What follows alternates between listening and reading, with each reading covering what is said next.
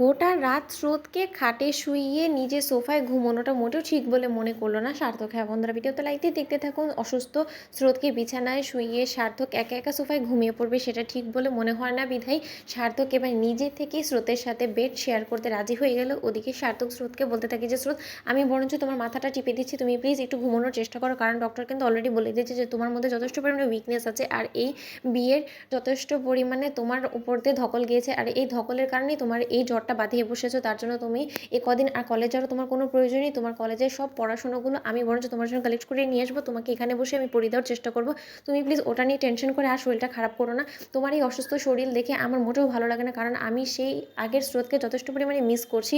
কারণ সেই স্রোতটা আমার সাথে যতই বাজে আচরণ করুক না কেন, কিন্তু সে চনমনে ছিল। কিন্তু এখন যে স্রোতকে আমি দেখতে পাচ্ছি না, সে এতটা চুপচাপ, এতটা উইক, তাকে দেখে আমার মোটেও ভালো লাগছে না। আর আমার কেন জানি না গা ঘোলাচ্ছে তোমাকে দেখে, জানো তো আমার সহ্য হচ্ছে না তোমাকে দেখে। তখন স্রোত বলতে থাকে যে আচ্ছা স্যার, আপনি বলুন তো আপনি ঠিক কী, আপনি কোন স্রোতকে বেশি পছন্দ করেন? তখন সার্থক বলতে থাকে যে বলবো, হাসবে না বলো? তখন সার্থক বলতে থাকে যে আমি আমি সেই স্রোতকে মিস করছি, যে স্রোতটা কিনা আগে আমার সাথে ঝগড়াঝাটি করতো, আমাকে অসহ্য লাগে সেটা বলতো, আমার সেই স্রোতটাকেই আমার ফিরে পেতে চাই। তখন স্রোত বলতে থাকে যে আচ্ছা স্যার, আপনি যে এরকম করে নিজে সোফা অর্ডার করে এখন নিজেই সোফা থেকে উঠে এসে বেড শেয়ার করার জন্য কথা বলছেন, তাহলে আপনি একবার ভেবে দেখেছেন যে তাতে আপনার কতটা লস হলো, আপনার কতগুলো টাকা এখানে লস হয়ে গেল? তখন সার্থক বলতে থাকে যে তোমার জন্য তো সব কিছু করতে আমি রাজি আছি, সে যতই লস হোক না কেন।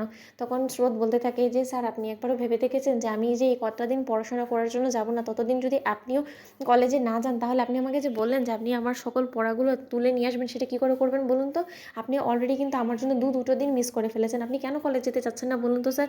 তখন সার্থক বলতে থাকে যে তুমি একবারও ভেবে দেখেছো যে তোমার এই অসুস্থ শরীর, তোমাকে এখানে রেখে আমি যদি কলেজ যাই তাহলে লোকে কী ভাবে? লোকে তো এটাই বলবে যে আমি হয়তো বা একটা পাষণ্ড, যার কিনা নিজের স্ত্রীর অসুস্থতায় কোনো কিছু যায় আসে না।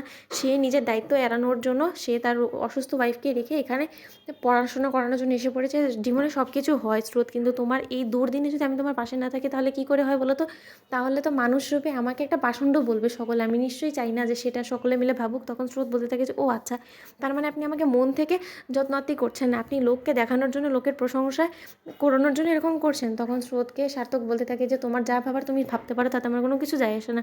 ওদিকে স্রোতের বন্ধুরা বলতে থাকে যে হ্যাঁ রে স্রোত, তোর এই অসুস্থতার খবর শুনলাম প্রিন্সিপাল স্যার থেকে, তুই এখন কেমন আছিস বলতো? তখন সার্থককে ঘুমন্ত অবস্থায় দেখে স্রোত বলতে থাকে যে একটু আস্তে কথা বলছি, সার্থক স্যার ঘুমোচ্ছে আমার পাশেই। সার্থক স্যার আমার যে পরিমাণে যত্নআত্তি করছে, সে আমার যে কেয়ার করছে, তাতে আর যাই হোক না কেন সুস্থ না হয়ে আমার কাছে কোনো রকম কোনো উপায় নেই, কারণ আমার জ্বর এমনিতেই সার্থক স্যারের ভয়ে পালিয়ে যাবে।